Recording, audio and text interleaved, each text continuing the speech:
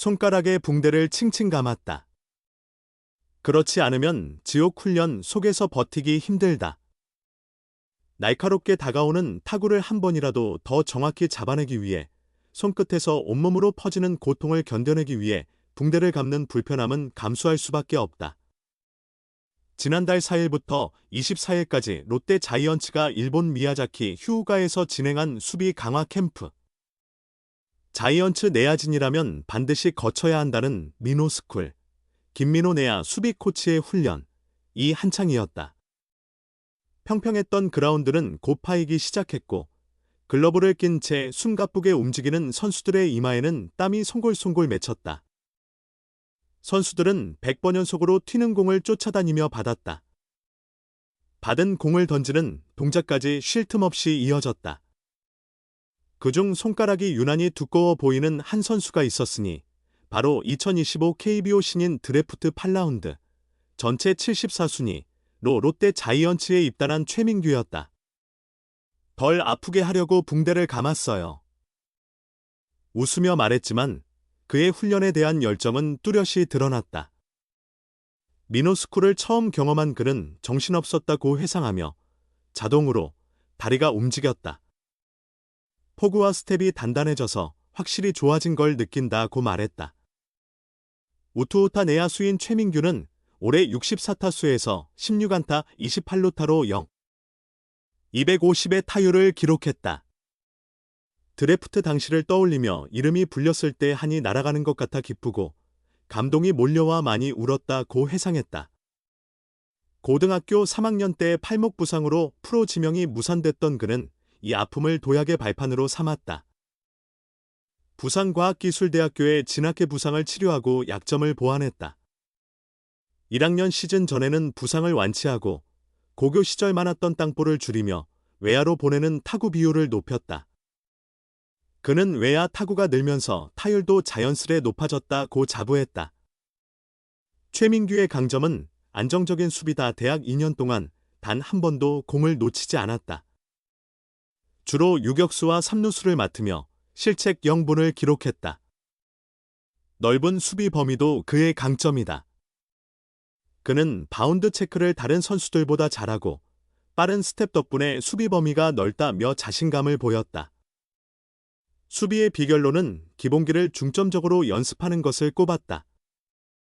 수비가 강점인 선수지만 타격도 서서히 성장하고 있다. 장타력은 상승세를 보인다. 올해 외야 타구 비율이 54%로 장타율 0.438, 오패스 0.789의 성적을 냈다. 또한 제58회 대통령기 전국 대학야구 대회에서는 1회 2루타, 2회 홈런, 4회 내야 안타, 6회 3루타를 치며 사이클링 히트를 달성하기도 했다. 롯데 자이언츠 입단 후 그는 임은 타격 코치의 도움으로 한 단계 더 발전했다. 임 코치님의 힙힌지를 잡아라는 원포인트 레슨을 받고 이를 타격 훈련에 적용하며 타구 속도가 확실히 빨라졌다고 말했다. 넓은 수비 범위와 강한 어깨를 가진 선수로 기억되고 싶다고 말한 그는 결코 자만하지 않겠다는 다짐도 덧붙였다. 수비 안정성에 자부심이 있지만 아마추어와 프로의 레벨은 완전히 다르다고 생각합니다. 제 강점인 안정적인 수비가 프로에서도 통할 수 있도록 단련하는 것이 내년 시즌 목표입니다. 롯데, 좌완 기대주 김태현 선택 이유는 즉시 전력 가능성. 롯데 자이언츠는 노히트 노런을 기록한 김태형, 덕수고이 아닌 김태현, 광주 제1고를 정격 지명하며 놀라움을 안겼다. 투수로서의 완성도 면에서는 김태형이 더 높다는 평가도 있었지만 롯데는 김태현을 선택하며 그의 잠재력에 강한 신뢰를 보였다. 11일 오후 2시 서울 롯데호텔 월드 크리스탈 볼룸에서 열린 2025 KBO 신인 드래프트는 전면 드래프트 방식으로 진행되었다. 키움 하나 삼성 롯데 기아 두산 NC SSG KT LG 순으로 1라운드부터 11라운드까지 지명이 이루어졌다. 1라운드 4순위를 보유한 롯데는 모두의 관심 속에서 김태현을 지명하며 이목을 집중시켰다. 앞서 키움은 정현우, 덕수고, 하나는 정우주, 전주고를 선택하며 예상된 행보를 보였다. 김태현은 147km의 최고 구속과 높은 패스트볼 회전수로 묵직한 구위를 자랑하는 좌완 투수다. 디셉션도 뛰어나며 올해 17경기에서 6승 2패, 평균 자책점 1.47을 기록하며 드래프트 직전 평가가 급상승했다. 일각에서는 김태현이 3순위 삼성으로 갈 것이라 예측했지만 롯데의 선택으로 김태형 대신 김태현이 지명되는 결과가 나왔다. 박준영 롯데 단장은 김태현의 패스트볼 무브먼트, 커브의 각도와 스피드 변화, 디셉션이 훌륭하다. 프로에서 선발 투수로 충분히 활약할 것이라 확신했다며 좌완 투수의 중요성을 강조하며 기대감을 드러냈다. 롯데는 2025 신인 드래프트의 전략을 투수 뎁스 강화와 즉시 전력감 확보로 설정하며 1에서 3라운드 지명을 모두 투수에게 집중했다. 1라운드에서는 김태현, 2라운드에서는 배명고 박세현, 3라운드에서는 야탑고 김현우를 지명하며 구체적인 방향성을 명확히 했다. 또한 롯데는 투수 지명 기준으로 경기 운영 능력과 제구력을, 야수 지명 기준으로는 신체 조건과 잠재력을 중점에 두었다고 설명하며 이번 드래프트에서의 확고한 기조를 밝혔다. 이후 4라운드에서는 포수 박재엽, 부상고, 6라운드 외야수 김동현, 부산과학기술대, 7라운드 투수 이영재, 신흥고, 8라운드 내야수 최민규, 부산과학기술대, 9라운드 외야수 한승현, 장충고, 10라운드 투수 김태균, 경남고, 11라운드 투수 조영우, 인천고를 차례대로 지명했다. LG 트윈스와의 트레이드로 내준 5라운드를 제외하고 총 10명의 지명 선수 중 투수 6명, 야수 3명, 포수 1명을 선발했다.